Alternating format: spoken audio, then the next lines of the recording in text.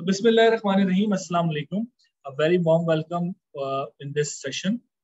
So अच्छा आप लोगों को देख के खुशी हुई और आप लोगों का जो रिस्पांस है वो हमेशा मुझे बहुत ज़्यादा मोटिवेट करता है, बहुत ज़्यादा जो है वो इनकरेज करता है और अच्छी तरीके से मेहनत करने में। बिकॉज एक टीचर या फैसिलिटेटर का सबसे बड़ा फीडबैक यही होता है कि उसके पार्टिसिपेंट उसे फॉलो कर सकें, उसके पार्टिसिपेंट उसे जो है वो अच्छा रिस्पॉन्स दे रहे हैं। So today class is human resource management, जिसमें हम MBA 2 का और BBA 4 का और हमारे पास आज हमारे स्टूडेंट्स मौजूद हैं जो कि HRM के हवाले से हम पढ़ेंगे। थोड़ा सा हम रिव्यू करते हैं ताकि हम इस क्लास को जब रिकॉर्ड करें और हम इसको सेशन को हम देख सकें कि ह्यूमन रिसोर्स मैनेजमेंट कितनी ज़रूरी है और ह्यूमन रिसोर्स मैनेजमेंट में क्या क्या चीज़ें ऐसी चीज़ें हैं जो कि हम फॉलो कर सकते हैं। सबसे पहले हमने बात करते हैं learning is not an spectator sports. मुझे बहुत अच्छी लगती है ये कोटेशन और इसकी सिंपल मीनिंग ये है, if you want to learn you have to come in the ground. You can not learn just sitting in the benches of audience. अगर आप कुछ कोई चीज सीखनी है आपको अमली तौर पर आना पड़ेगा ग्राउंड पे। So that is the reason I request you, all of you, कि मेरे हर सेशन में, हर क्लास में मेरी कोशिश यही होती है कि मैं अपने पार्टिसिपेंट्स को इनकरेज करूं सवाल पूछने पर फॉर्मली प्रोफेशनली मैनर में। देन हम बात करते हैं ह्यूमन रिसोर्स मैनेजमेंट की कि ह्यूमन रिसोर्स क्या है। Human consist of group of people जिनमें सोचने समझने की सलाहियत हो। रिसोर्सेज हर वो चीज, हर वो एलिमेंट जो आपको रेवेन्यू अर्न करने में मदद दे रहा होता है वो रिसोर्स कहलाता है। लोग सिर्फ टेंजिबल रिसोर्सेज को रिसोर्स समझते हैं, लाइक गाड़ी, लाइक मशीन, लाइक बिल्डिंग, जो कि हम अकाउंटिंग में पढ़ रहे होते हैं। हम हर उस चीज को रिसोर्सेज कर रहे होते हैं, लेकिन कुछ इंटेंजिबल रिसोर्सेज भी होते हैं जैसे कि गुडविल, कुछ आपकी जो आपकी वर्कफोर्स है उसकी स्किल्स एंड डेवलपमेंट, ये सब चीजें रिसोर्सेज में आ रही होती है। ठीक है, कौन कौन सी ऐसी चीजें हैं जो कि हम ऑफर कर रहे होते हैं, कौन कौन सी ऐसी चीजें जो हम फॉलो कर रहे होते हैं इस पूरे मैकेनिज्म में, जिसमें रिक्रूटमेंट है। रिक्रूटमेंट एक पूरा प्रोसेस है, finding the right participant, finding the right candidate for your job, and after that you will follow a proper procedure to onboard that particular person in your organization. ये पूरा procedure है जिसमें हम right candidate को search करते हैं और उसके बाद उसको जॉब ऑफर करते हैं, उसको हम ये एक्टिविटी देते हैं कि उसे करना क्या है हमारे लिए। देन उसकी परफॉर्मेंस को इवेलुएट करते हैं, उस ट्रेनिंग एंड डेवलपमेंट एक्टिविटीज करते हैं। ऑब्वियसली परफॉर्मेंस, हर चीज की परफॉर्मेंस को इवेलुएट कर रहे हैं। Also we may not realise, but आप जॉब करते हैं, आप कोई कहीं लंच करने जाते हैं, कहीं आप किसी फार्म हाउस पे जाते हैं, किसी हम टीम को पसंद करते हैं। हमारी पसंदीदगी का सबसे बड़ा महवर जो है वो ये परफॉर्मेंस इवेल्युएशन ही होता है। अगर आपकी परफॉर्मेंस इवेल्युएशन अच्छी है तो आप उस चीज को प्रॉपर्ली कर सकते हैं। Then training and development, training के जरिए हम चीजों को मजीद फ्लोरिश करते हैं, चीजों को अंडरस्टैंड करते हैं और नए स्किल्स को सीखते हैं। यानी एनी ऑर्गेनाइजेशन की किसी एम्प्लॉय के साथ क्या नीड एंड एक्सपेक्टेशन है, हम उसको ऑफर कर रहे होते हैं और हम उसको कोशिश कर रहे होते हैं कि किस तरीके से हम चीजों को लेके चलें। ऑर्गेनाइजेशन में मौजूद हर बंदा अपनी रोल्स एंड रिस्पॉन्सिबिलिटी को समझे।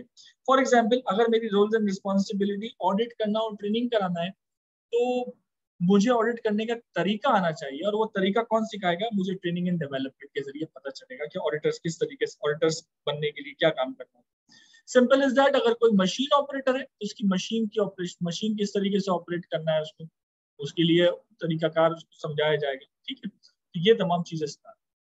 फिर पोटेंशियल लीडरशिप जो हम आगे पढ़ते हैं। अगर आप बुकिश डेफिनेशन की बात करें तो आपके सामने एक डेफिनेशन आ रही है जिसमें आप आइडेंटिफाई कर रहे होते हैं कि डेफिनेशन क्या है। The management function of identify need, acquiring optimal using, finally discharging the human factor back to the society responsible and ethical acceptable way. तो डेफिनेशन मुख्तलिफ लोगों की मुख्तलिफ होती है, लेकिन अगर कोई मुझसे पूछे कि HRM क्या है, तो मैं इस तस्वीर के जरिए उसको बताऊंगा कि यानी HRM के अगर कोर फंक्शंस आपके पास एग्जाम में भी आ जाते हैं तो आपने इसी तरीके से उसको डिफाइन करना है। Hire, train, retain, hire, train और रिटेन, ये बेसिकली HR का कोर फंक्शन है। हायर में हम ऑर्गेनाइजेशंस में मौजूद रिक्रूटमेंट प्लानिंग करते हैं, रिक्रूटमेंट या वर्कफोर्स प्लानिंग करते हैं। वर्कफोर्स प्लानिंग का मतलब क्या है कि आपकी ऑर्गेनाइजेशन में इस वक्त कितने लोगों की कैपेसिटी है, कितने लोगों को काम किया जा सकता है और कितने लोगों की एक्चुअल रिक्वायरमेंट। ऐसा ना हो कि आपने 100 एम्प्लॉयज को हायर कर लिया लेकिन आपके पास ना इतना बिजनेस है ना इतनी एक्टिविटीज हो रही हैं, तो वो आपका ह्यूमन रिसोर्स लाइबिलिटी बन जाता है। तो जरूरत इस बात की है कि ऑर्गेनाइजेशन में मौजूद लोग इस बात को समझें कि आप किस तरीके से चीजों को इम्पोर्टेंस दे रहे हैं, क्या रिस्पॉन्सिबिलिटीज है, काम कितना है। नॉर्मली हम देखते हैं हमारी जो गवर्नमेंट ऑर्गेनाइजेशन के जवाल का एक वजह ये भी है कि वहां पर मल्टीपल लोगों को हायर कर लिया जाता है विदाउट JDs, यानी मुझे हायर कर लिया है लेकिन मुझे ये नहीं पता क्या काम करना है। एक छोटी सी मिसाल दूंगा, अगर हम अपने किसी घर में मेड को भी हायर करते हैं तो पहले हम उसके होने की जरूरत को महसूस करते हैं। यार अगर मेड होती तो हम उससे ये काम करा लेते, मेड होती तो हम उससे वो काम करा लेते। फिर हम हायर करते हैं, फिर हम उसकी सर्विसेज को लेते हैं या उसको हम जॉब पे रखते हैं। तो कितना जरूरी है एक प्रॉपर स्किल्ड एम्प्लॉयज को लेना अपनी ऑर्गेनाइजेशन में, लेकिन उससे पहले उसकी जरूरत को महसूस करना। तो hiring is in process to giving the employment to the people according to the requirement of organisation. फिर हम उसे ट्रेन करते हैं। याद रहे कि हर ऑर्गेनाइजेशन का वर्किंग प्रोसेस मैकेनिज्म और वर्किंग स्टाइल अलग होता है। मुख्तलिफ तरीके से ऑर्गेनाइजेशन मुख्तलिफ तरीके से काम कर रही होती है। हमारे साथ मौजूद हैं डिफरेंट टेक्सटाइल कंपनीज के बहुत अच्छे अच्छे स्टार्स इस पार्टिसिपेंट लिस्ट में जो अभी इस क्लास को अटेंड कर रहे हैं, और इस बात को ये एग्री करेंगे कि इवन आपका स्कोप ऑफ वर्क, इवन आपका नेचर ऑफ बिजनेस सेम हो, लेकिन आपके प्रोसेसेस अलग होते हैं। कुछ ऑर्गेनाइजेशन कुछ काम कर रही होती है, कुछ ऑर्गेनाइजेशन किसी दूसरे तरीके से काम कर रही होती है। तो ये जो ऑर्गेनाइजेशनल नॉलेज देना, यानी ऑर्गेनाइजेशन की नॉलेज जरूरी है कि आपकी ऑर्गेनाइजेशन क्या है और कैसे काम करती है, इसको ऑर्गेनाइजेशनल नॉलेज कहते हैं। ऑर्गेनाइजेशनल नॉलेज देना मैंडेटरी है कंपनी। जैसे कि हम कोई मेहमान आता है हमारे घर पे, हम उसको बताते हैं कि हमारा घर है, इतने कमरे हैं, ये कमरा फादर का है, ये कमरा गेस्ट रूम है, ये कमरा हमारा स्टडी रूम है। इसी तरीके से हम ऑर्गेनाइजेशन की भी नॉलेज देते हैं आने वाले नए पार्टिसिपेंट्स को। तो HRM के ये दो फंक्शन है। तीसरा फंक्शन है रिटेन। कोई ऑर्गेनाइजेशन ये नहीं चाहती कि इतनी मेहनत के बाद हायर किए हुए लोगों को हम रिटेन ना रखें, हायर किए हुए लोगों को हम लूज कर दें। कोई ऑर्गेनाइजेशन ये नहीं चाहिए। तो इसके लिए जरूरत इस बात की है कि आप इस तरीके की एम्प्लॉयमेंट ऑफर करें, इस तरीके का वर्किंग कंडीशन ऑफर करें जिससे लोग मोटिवेट हों और आपकी ऑर्गेनाइजेशन में काम करने की विलिंगनेस ज्यादा हो, काम ज्यादा करें, काम लंबे अरसे तक करें। ये किस तरीके से की जा सकती है? ये इस तरीके से की जा सकती है कि लोगों की सैलरीज का ख्याल रखें, सैलरीज टाइम पर आपकी जो है वो डिसबर्स हो, सैलरीज की जो तकसीम है वो प्रिवेंट हो, लॉयल्टी के साथ काम किया जाए, फेवरेटिज्म ना हो, ठीक है, हेरासमेंट ना हो फीमेल्स के लिए, और आपकी बिहेवियर बेस्ड आपके जो एम्प्लॉयज हैं वो बहुत ज्यादा अच्छे हों, और ऑर्गेनाइजेशन कंटिन्यूसली अपने लोगों को मोटिवेट कर सके, उनकी करियर पैथ सिलेक्ट कर सके, उनको प्रमोट करे। ठीक है, ये कुछ तरीकाकार हैं जिसके जरिए आप रिटेन रखते हैं। जिन ऑर्गेनाइजेशन में रिटेंशन की पॉलिसी नहीं होती वो अपने अच्छे अच्छे एसेट्स को जाया कर देते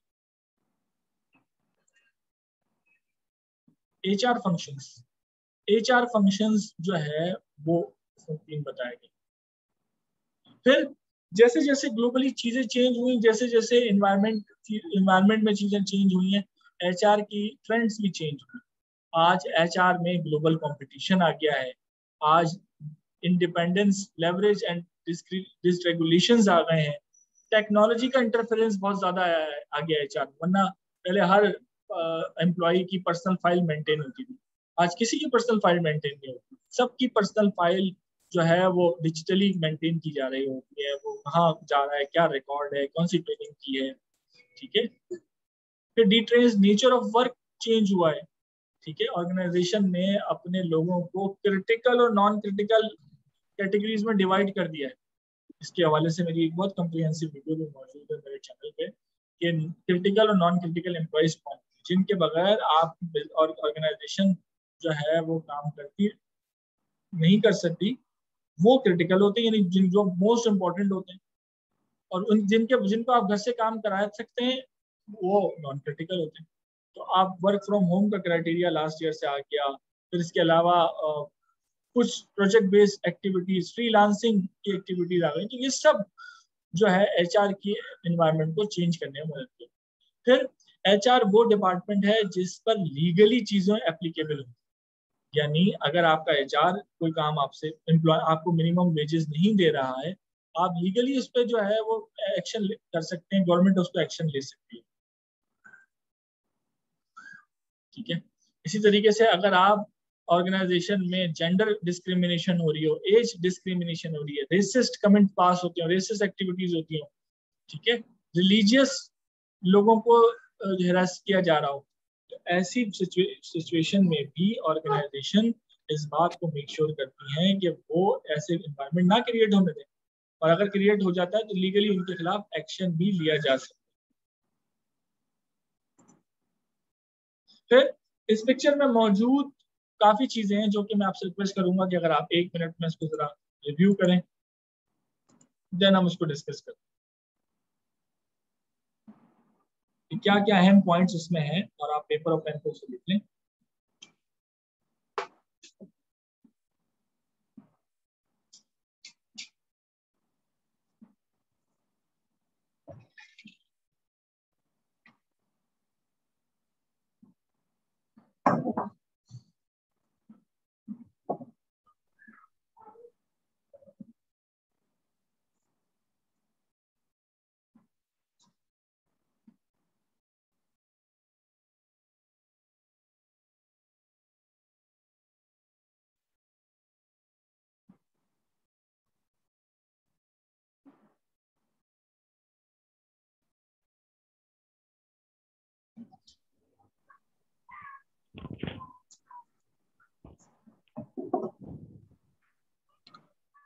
hello.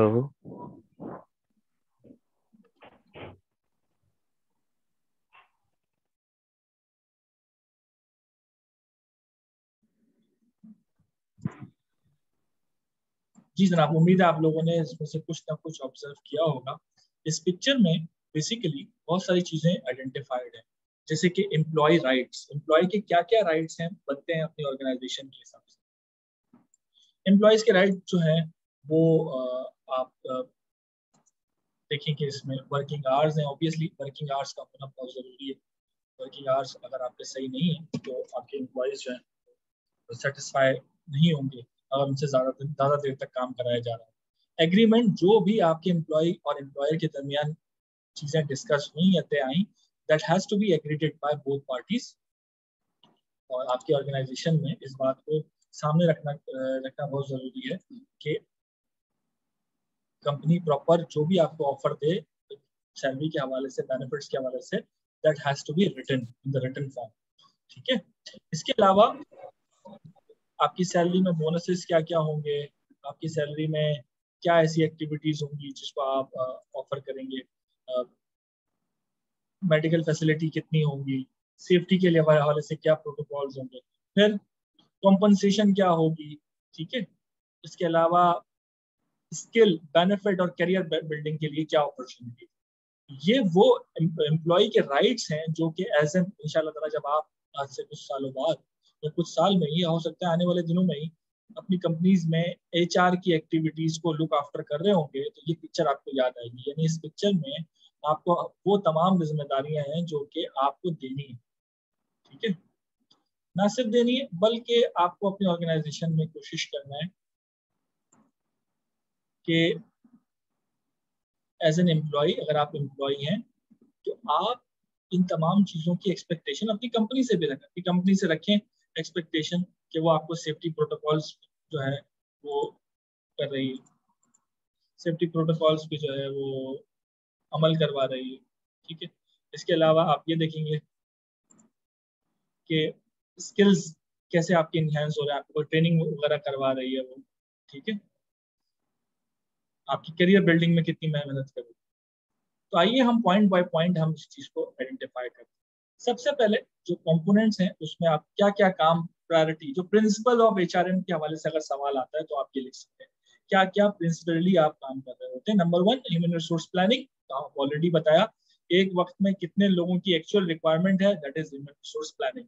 Job and work design, क्या क्या काम, क्या जॉब होगी और किस तरीके से आप उसे परफॉर्म करेंगे, that is job and work design, related to job and work design. Performance appraisal and review, से पहले training and development. Obviously organisation दो किस्म की ट्रेनिंग कराती है, on job training, off job training. On job training और new hire training में आपको बताया जाता है कंपनी में आपकी रिस्पॉन्सिबिलिटी क्या क्या है, और ऑन जॉब ट्रेनिंग आपको उस वक्त दी जा रही होती है जब ऑर्गेनाइजेशन में कोई नई चीज आती है। आप या तो आपको कोई नई रिस्पॉन्सिबिलिटी मिल रही है, या फिर आप कोई नया सिस्टम इम्प्लीमेंट हो रहा है ऑर्गेनाइजेशन में। तो ये तमाम चीज। Then employee protection and representation, employees की प्रोटेक्शन और रिप्रेजेंटेशन के हवाले से यूनियंस होती हैं, लेकिन according to the law unions का जो किरदार है वो बहुत नेगेटिव एस्पेक्ट में हो जाता है। तो ऑर्गेनाइजेशन अपना एक इंटरनल डिपार्टमेंट बना देती है जो कि यूनियन टाइप की ही काम करती है, और एम्प्लॉयज की प्रोटेक्शन और रिप्रेजेंटेशन उसमें शामिल होती है। एम्प्लॉय अगर आपको ये कंप्लेन करे कि वो जिस मशीन के साथ काम कर रहा है उस मशीन से धुआं निकल रहा है और उस धुआं से वो बार बार इफेक्ट हो रहा है और अल्लाह ना करे उसको कैंसर की सिचुएशन का सामना करना पड़ता है, तो वो फौरन जाके कंप्लेन करेगा। वो कंप्लेन करेगा कि उसको इस एनवायरनमेंट से निकाला जाए।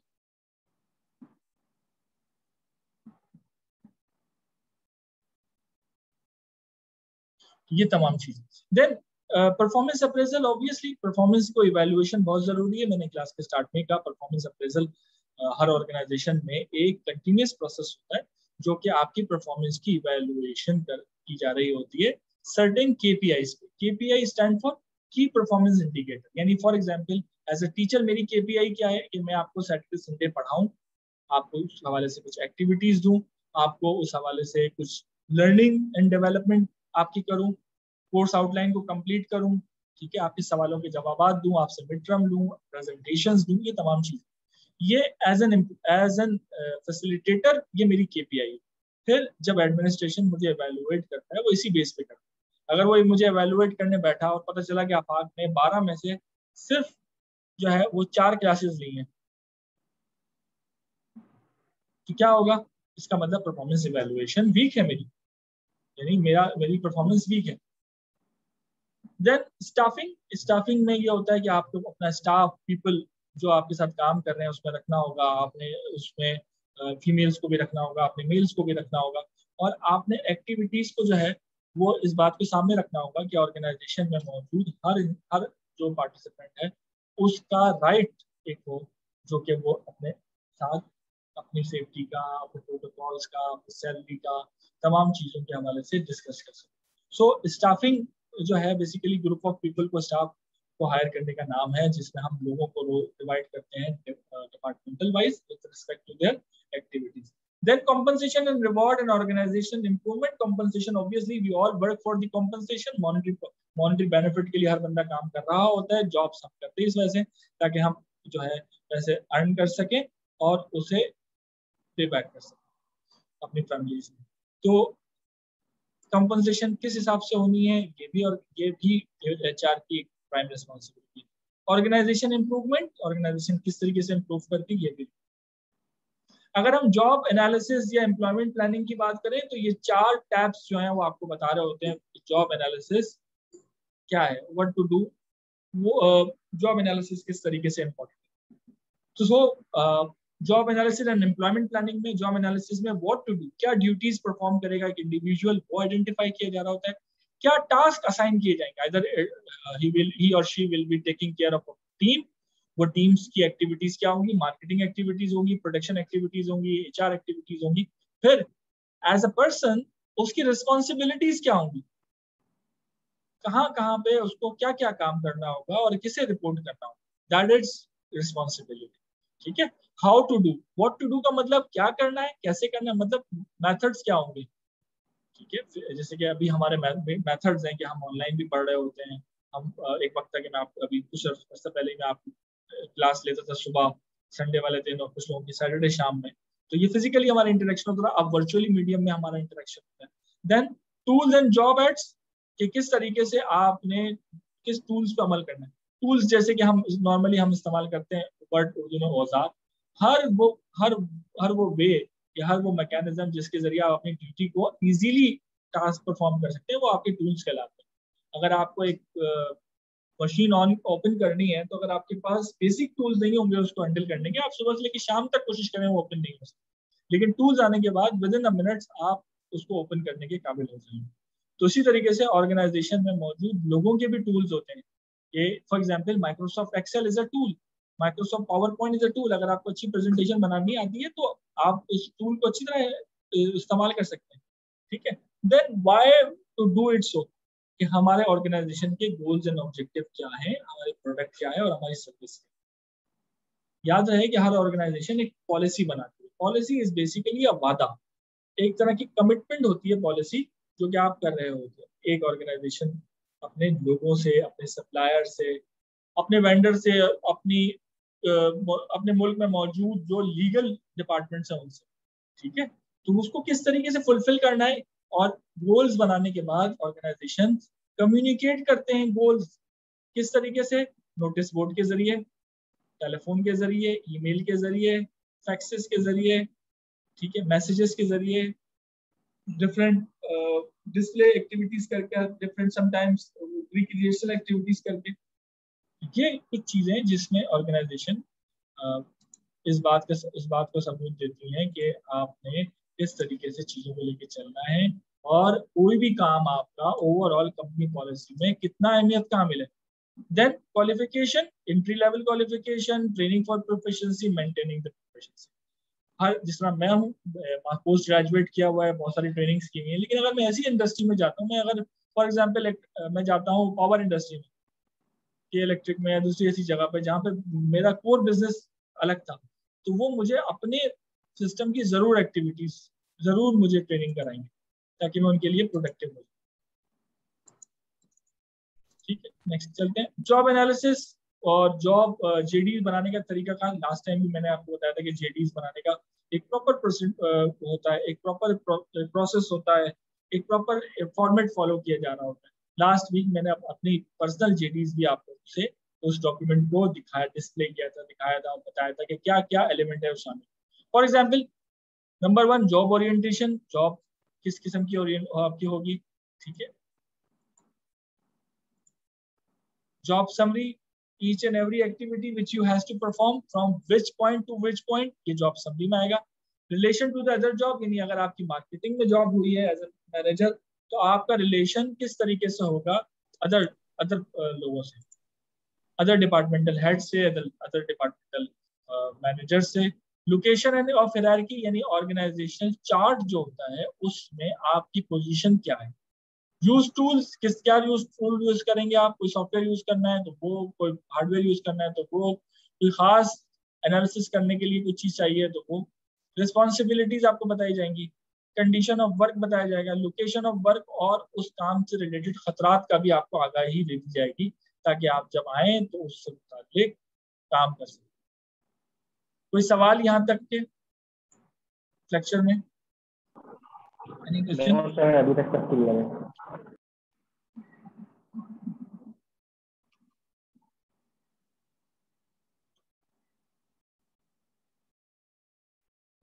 ठीक है।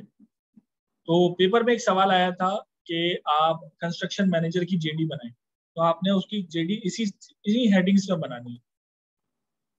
फॉर एग्जांपल, कंस्ट्रक्शन मैनेजर की कोऑर्डिनेशन किससे होगी, फाइनेंस के लोगों से होगी, ठीक है, सिविल इंजीनियर से होगी, वहां पे काम करने वाले वर्कर्स जो वहां पे लेबर है उसके सुपरवाइजर से होगी। ठीक है। लोकेशन किस जगह पर, लोकेशन से मुराद ये ऑर्गेनाइजेशन जब हायरार्की बनाते हैं किस जगह पे आप प्लेस हैं, आपको किसको रिपोर्ट करना है और किसने आपको रिपोर्ट करना है। Then we will talk about recruitment. Recruitment is a process to identify and develop new employees, induct new employees in the organisation. जब भी कोई नए एम्प्लॉयज आते हैं पूरी पूरी दुनिया में उन्हें वेलकम किया जाता है और करना भी चाहिए, और उनको उनसे खैर सगाली का जज्बा भी उजागर होता है कि हम उनको बेस्ट विशेस देते हैं। और जब भी नए एम्प्लॉयज को हायर किया जाता है तो ऑर्गेनाइजेशन एक्सपेक्ट करती है कि यंग ब्लड आया, नया एक बाहर से सिस्टम में एक बंदा आया जो कि आपको आउट ऑफ द वे जाकर नई चीजें बताएगा। रिक्रूटमेंट प्लानिंग ऑलरेडी हम डिस्कस कर चुके हैं कि हमें रिक्रूटमेंट प्लानिंग में हमें रिपोर्ट मिली कि हमें 40 नए लोगों को हायर करना। देन सोर्सिंग ऑफ एडवर्टाइजमेंट कि हमें वो 40 लोग मिलेंगे कहाँ से। अब अगर आपको सिर्फ लेबर चाहिए और आप जंग में एडवर्टाइजमेंट दें, rosie.pk पे दें, फेसबुक पे दें, तो इतना इफेक्टिव नहीं होता। आपने सोर्स को आइडेंटिफाई करके रिकॉर्डिंगली रिएक्ट करना या रिस्पॉन्स करना। हो सकता है कि हम अपने HR manager, supervisor, recruitment supervisor Usama को और बिलाल को भेज दें करीब मौजूद कच्ची आबादी में और उनसे कहें कि जिसका शनाख्ती कार्ड है वो आ जाए, हम उसे जॉब पे रख लेते हैं। ठीक है, इससे क्या होता है, CSR एक्टिविटीज भी परफॉर्म हो जाती हैं और आपको लेबर चाहिए। लेकिन अगर आपको हाईली टेक्निकल पर्सन चाहिए, ऑब्वियसली फिर आप टूल्स का सहारा लेंगे, जैसे लिंक्डइन हो गया, जैसे rosie.pk, indeed.com और दूसरी साइट्स का अंदाजा। मुझे आपको पता है इन्हीं जगहों पर आपको ऐसी चीजें बेच लोग होंगे जो कि आपको फॉलो कर रहे हैं। Then assess an interview candidate, आप उसे असेस करेंगे उसकी रिज्यूमे को और उस इंटरव्यू को कंडक्ट करवाएंगे। उसके बाद फिर उसको सिलेक्शन अगर उसकी हो जाती है तो आप एम्प्लॉयमेंट लेटर उसको ऑफर करते हैं। देन उसके बाद ऑन बोर्डिंग करते हैं। ऑन बोर्डिंग में हम उसे वेलकम करते हैं, आप उसे किट देते हैं जिसमें उसके इंपॉर्टेंट चीजें होती हैं, जैसे लैपटॉप, मोबाइल फोन, कंपनी दे रही हो, कोई कप, कोई एक्सेसरीज, कोई सुवीनियर, ताकि वो वेलकमिंग फील करे। Then performance management, performance appraisal. Performance management एक डायनेमिक कंटिन्यूअस प्रोसेस है जो कि ऑर्गेनाइजेशन अपनी वर्क फोर्स पर इम्प्लीमेंट कर रही होती है। इससे ऑर्गेनाइजेशन इटसेल्फ इंप्रूव करती है, ठीक है, अपने एरर पे कम काम करती है, नए टास्क परफॉर्म करती है, नई अपॉर्चुनिटीज ड्रैग करती है, टिक करती है, और इस बात का फैसला करती है कि हमें फ्लोरिश किस तरह, किस मैनर में करना, ठीक है। फिर स्ट्रेटेजिक गोल आपके परफॉर्मेंस मैनेजमेंट में सेट होते हैं, यानी अगर आपको कोई काम करना है तो 2023 में आप अभी से अपने उस गोल से रिलेटेड लोग जो आपके काम करेंगे उनको आप आइडेंटिफाई कर देंगे। फिर परफॉर्मेंस अप्रेजल। परफॉर्मेंस अप्रेजल वो एक्टिविटी या वो एक इवेंट है जो कि आप ईयरली करते, एनुअली करते। ये एक फॉर्मल रिव्यू है आपकी परफॉर्मेंस का और आपको क्वालिटेटिव और क्वांटिटेटिव एस्पेक्ट में इवैल्यूएट किया जा रहा होगा कि आपने क्वालिटी वर्क कितना किया और क्वांटिटेटिव वर्क। क्वांटिटेटिव वर्क में आपका टारगेट होता है, मॉनिटरी टारगेट हो सकता है। क्वालिटेटिव वर्क में आपका बिहेवियर पार्ट, ठीक है। Last step in performance management process, आपकी परफॉर्मेंस की बेस पर आपकी रिकमेंडेशन होती है फॉर मूविंग अहेड, ठीक है। अच्छा, ये जो हम इस सेशन को यहीं तक रखते हैं, ये सेशन क्लोज हो रहा है, तो मेरी रिक्वेस्ट है कि ये सेशन 45 मिनट का होता है, ये 45 मिनट पूरे हो गए। मेरी रिक्वेस्ट है कि मैं सेशन को जैसे ही सेशन खत्म हो तो आप दोबारा से सेम लिंक के साथ ज्वाइन कर लीजिए, ठीक है। फिर हम ट्रेनिंग एंड डेवलपमेंट के हवाले से पढ़ते हैं, ठीक है जी। तो क्लास खत्म नहीं हुई है, सिर्फ ये सेशन जो है वो स्क्वीज था, तो ये सेशन अपना टाइम सर रीजॉइन कर लेते हैं। हाँ, रीजॉइन कर, प्लीज रीजॉइन।